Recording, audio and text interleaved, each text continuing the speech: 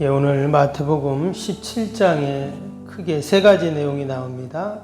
앞부분에는 예수님께서 그 모습이 변형되는 그런 변화산 사건의 내용이 나오고요. 중간에 그 귀신 들린 아이를 치유해 주시는 그런 내용이 나오죠. 그리고 이제 뒷부분에는 예수님이 고난받고 또 죽고 부활하는 내용과 또 성전세를 납부하는 그런 내용이 쭉 나옵니다. 우리 오늘은 앞에 변화산 내용을 중심으로 함께 살펴보겠습니다. 먼저 1절을 다시 보시면 오늘 1절 이렇게 시작됩니다. 엿새 후에 예수께서 베드로와 야고보와 그의 형제 요한을 데리시고 따로 높은 산에 올라가셨더니 그랬습니다. 여기서 엿새 후라는 것은 앞에 빌립보 가이사라에서 제자들과 함께 있었던 여러 가지 내용이 있죠. 너희는 인자를 누구라 하느냐 그 말씀. 그래서 그때 신앙 고백, 베드로의 신앙 고백이 나오는 이제 그 내용이었는데요. 그리고 대략 6일 정도 지나서 지금 예수님께서 3명의 제자를 데리고 따로 높은 산에 가셨다. 지금 이렇게 나옵니다. 그래서 우리는 이 산을 변화산 이렇게 말하죠. 성경에서는 이 산을 다볼산이라고도 말하고 또 어떤 학자들은 또 빌립보 가이사라 근처에 있는 또 헬몬산이라고도 말하고 다양한 의견이 있습니다. 예수님께서 그런데 이 3명의 제자만 따로 데리고 지금 산에 지금 가셨습니다. 왜 예수님께서 3명만 데리고 가셨는가? 우리가 먼저 여기서 한 가지 질문을 하게 되는데 지금 예수님이 어디론가 제자들을 데리고 가셨다 하는 겁니다. 빌립보 가이사라로 제자들을 데리고 가셨었죠. 또 지금 높은 산에 데리고 갑니다. 이처럼 예수님께서는 그냥 어디를 가는 것이 아니라 분명히 어떤 의도를 갖고 이유가 분명히 있다라는 것입니다. 왜 예수님이 지금 제자들을 데리고 갔을까? 여러분, 우리의 인생도 마찬가지입니다. 하나님께서 우리를 인도해 가십니다. 뭔가를 보여주기 위해, 또 들려주기 위해, 또 경험하게 하시려고, 또 더 나아가서는 하나님의 뜻을 이루고자 늘 우리를 인도해 가세요. 오늘 하루도 우리가 그냥 사는 것 같지만 그냥 사는 것이 아니라 분명히 하나님이 나를 인도해 가실 줄로 믿습니다. 오늘 지금 제자들을 데리고 지금 이 산에 가셨어요. 산에 가셔서 어떤 일이 일어납니까? 예수님의 그 형체가 바뀌었죠. 그리고 또 거기서 지금 모세와 엘리야를 만나게 됩니다. 거기서 또 하나님의 음성을 듣게 되고요. 과연 왜 예수님께서는 제자들에게 이런 경험을 하게 하셨을까? 먼저 2절 한번 다시 보시면 2절에 그들 앞에서 변형되사, 지금 변형이 됐다 그랬어요. 그 얼굴이 해같이 빛나며 옷이 빛과 같이 씌어졌더라 그랬습니다. 지금 얼굴이 환하게 해같이 빛나고 옷도 하얗게 됐다고 그랬습니다. 아마 이전에는 예수님이 지금 계속 여행 겸 다니시잖아요. 제자들하고 세수를 자주 못 하셨겠죠. 그리고 옷도 어때요? 옷도 자주 갈아입을 수가 없을 것입니다. 그러니까 아주 그 모양이 남루한 그런 모습이에요. 근데 오늘 지금 산에 올라가서는 어때요? 얼굴이 그냥 막 광채가 나고 또 옷도 얼마나 그 빛이 나는지 하얘졌다. 지금 이렇게 이야기를 하고 있는 것이죠. 근데 여기서 변형대사라는 단어가 우리 성경에는 2가지 단어가 있거든요. 스케마라는 단어와 메타라는 단어가 있는데 이 스케마는 이 겉모습만, 외형만 바뀌었다 이런 변형의 단어고 메타라는 단어는 본질적인 변화를 말합니다. 근데 오늘 여기 2절에 쓴 이 변형이라는 단어는 메타라는 단어예요. 그러니까 본질이 바뀌었다는 그러한 이야기를 하고 있습니다.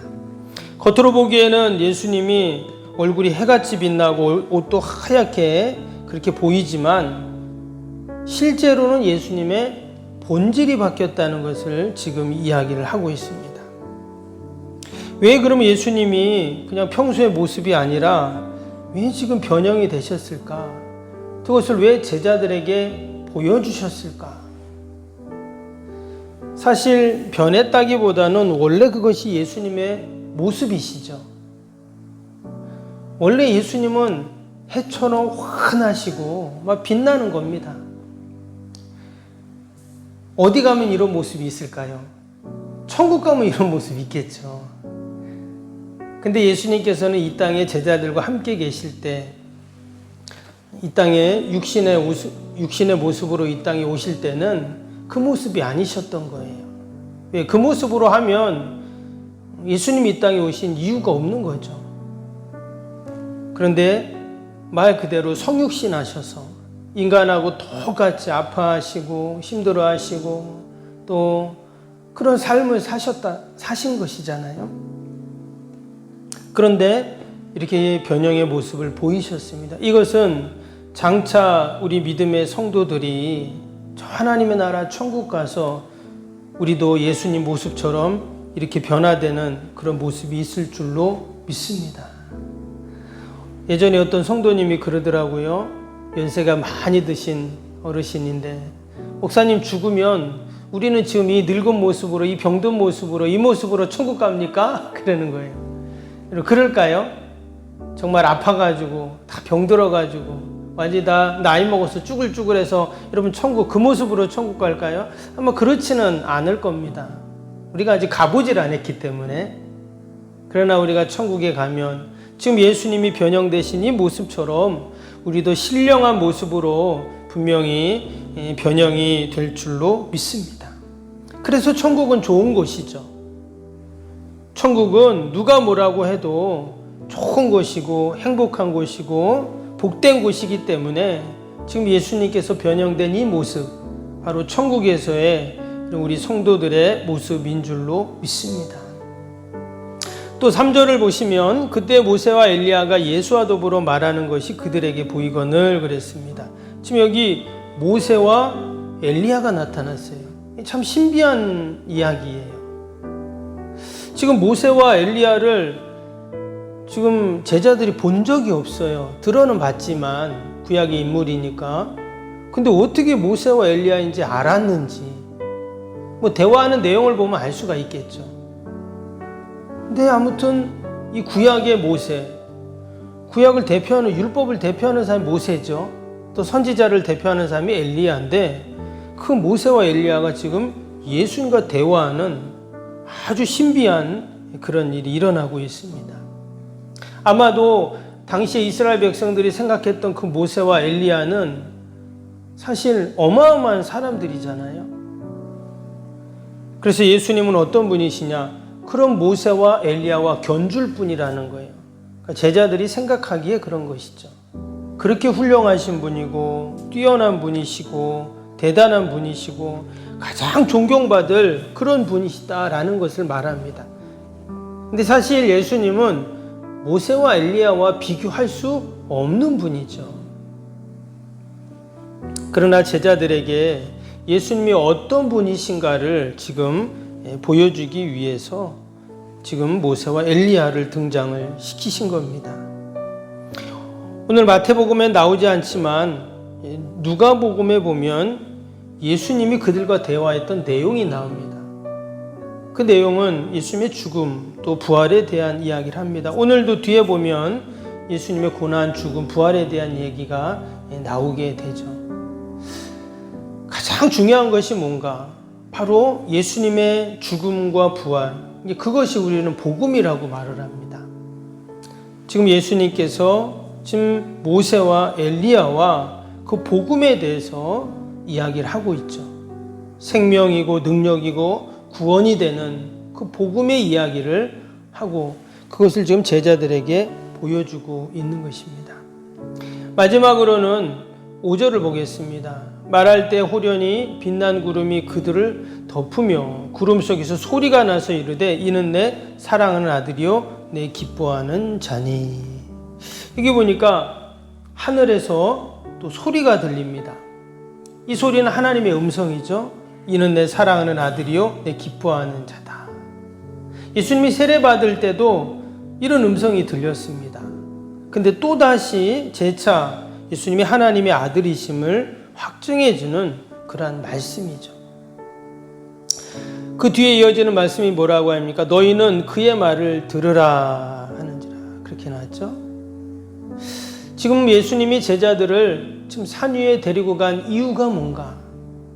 또 예수님이 변형된 이유, 또 모세와 엘리야와 같이 대화하는 이유, 지금 예수님께서 그들에게 하나님의 음성을 들려주시기 위해서 이처럼 산에 올라가셨다라는 것을 알 수가 있습니다. 제자들은 그 모습을 보면서 그 음성을 들으면서 6절에 보니까 심히 두려워했다 이렇게 나옵니다. 하나님의 음성을 들으면 어때요? 당연히 두려운 것이죠. 그래서 구약에 보면 여러분 하나님의 음성을 들은 자들은 다 어때요? 다 두려워합니다. 창세기의 야곱도 마찬가지고요.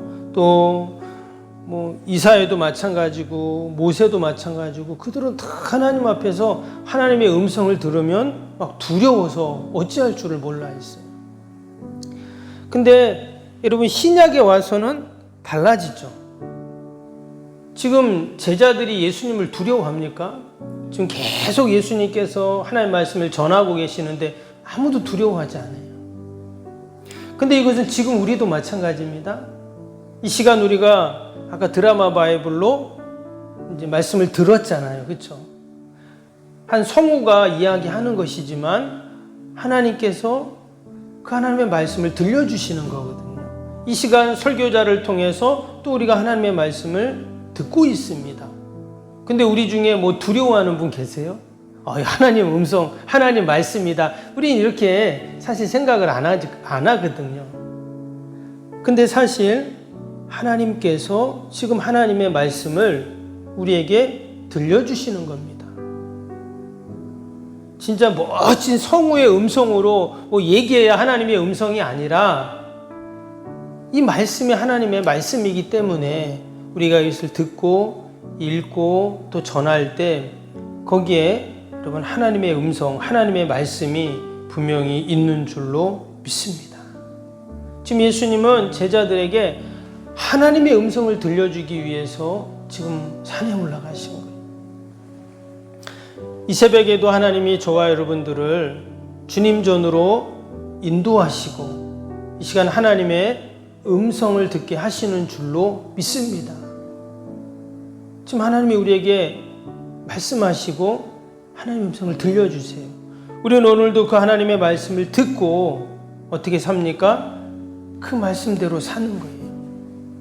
요한복음 5장 25절에 보면 진실로 진실로 너희에게 이르노니 죽은 자들이 하나님의 아들의 음성을 들을 때가 오나니 곧 이때라 듣는 자는 살아나리라 했습니다.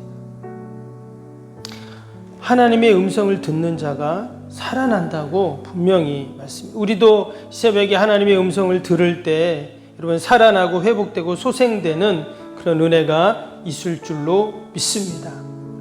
말씀은 생명이고 능력이기 때문에 그 말씀이 내 안에 들어오고 그 말씀이 선포되고 또 하나님의 말씀이 있는 곳에 여러분 그러한 놀라운 생명의 역사들이 날마다 일어날 줄로 믿습니다. 우리 오늘 수요일 기도 함께 하겠습니다. 46번부터 60번까지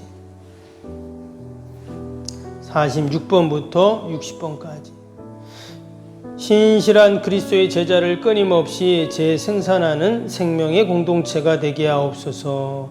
아멘. 주님의 마음으로 성도들을 섬길 수 있는 평신도 지도자들이 세워지게 하옵소서. 아멘. 세워진 평신도 지도자들이 자신의 은사를 따라 교회를 섬기게 하옵소서. 아멘. 부흥의 새 시대를 준비하며 다음 세대를 책임지는 교회가 되게 하옵소서. 아멘. 복음의 능력으로 통일한 국가 글로벌 시대를 감당할 다음 세대를 준비하게 하옵소서. 아멘. 다음 세대들이 성경적인 가치관으로 무장되어 열방을 품고 나아가게 하옵소서. 아멘. 우리 아이들이 지성과 감성과 영성을 겸비하여 새 시대 부흥의 주역이 되게 하옵소서. 아멘. 이웃들을 목자의 심정과 긍휼의 마음으로 품고 사랑으로 섬기게 하옵소서. 아멘. 교회가 지역사회 주민들의 소통의 장소로 아름답게 사용되게 하옵소서. 아멘.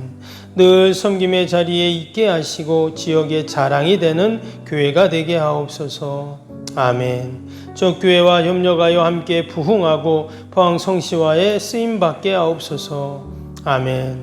온 성도들에게 구령의 열정이 불타게 하시고 영혼 구원에 힘쓰게 하옵소서. 아멘. 주님의 지상명령을 수행하며 주님의 소원을 이루어 드리는 교회가 되게 하옵소서. 아멘. 세계복음화를 위해 더 많은 선교사와 선교지를 품고 섬기게 하옵소서. 아멘. 새성정 건축이 열방의 구원을 위해 거룩한 선교센터가 되게 하옵소서. 아멘. 예수님의 이름으로 기도합니다. 아멘. 사랑과 은혜가 충만하신 하나님 아버지, 우리도 언젠가는 예수님처럼 저 하나님의 나라 천국에 갔을 때 놀랍게 신령한 모습으로 변화될 줄로 믿습니다. 우리가 늘 그날을 기대하고 소망하게 하여 주옵소서. 예수님이 제자들을 이끌고 산에 가셔서 하나님의 음성을 듣게 하신 것처럼 이 시간도 하나님 우리를 인도하셔서 주님 전으로 우리를 인도하시고 이 시간도 하나님의 말씀을 통해 하나님의 음성을 듣게 하시는 줄로 믿습니다. 듣는 자는 살아난다 하셨사오니 오늘도 그 약속의 말씀을 듣고 그 말씀을 붙잡고 오늘도 살아나고 회복되고 소생되는 복된 하루가 되게 하여 주옵소서. 하나님, 귀한 새벽에도 우리를 이 기도의 자리로 부르시고 기도의 사명자로 삼아주심을 감사합니다. 나라 민족과 교회와 이웃과 또 우리 사랑하는 자녀들 다 올려드리오니 하나님 늘 돌보시고 선하게 인도하여 주시옵소서. 우리 연약한 육신 또 우리 힘으로 능력으로 할 수 없는 인생의 문제들 다 하나님께 올려드릴 때 하나님께서 해결하시고 선하게 인도하여 주시옵소서. 늘 믿음으로 주님 바라보면서 나아가는 저희들이 다 되게 하여 주시옵소서. 감사하며 예수님의 이름으로 기도하옵나이다. 아멘. 하늘에 계신 우리 아버지, 아버지의 이름을 거룩하게 하시며 아버지의 나라가 오게 하시며 아버지의 뜻이 하늘에서와 같이 땅에서도 이루어지게 하소서. 오늘 우리에게 일용할 양식을 주시고 우리가 우리에게 잘못한 사람을 용서하여 준 것 같이 우리 죄를 용서하여 주시고 우리를 시험에 빠지지 않게 하시고 악에서 구하소서. 나라와 권능과 영광이 영원히 아버지의 것입니다. 아멘.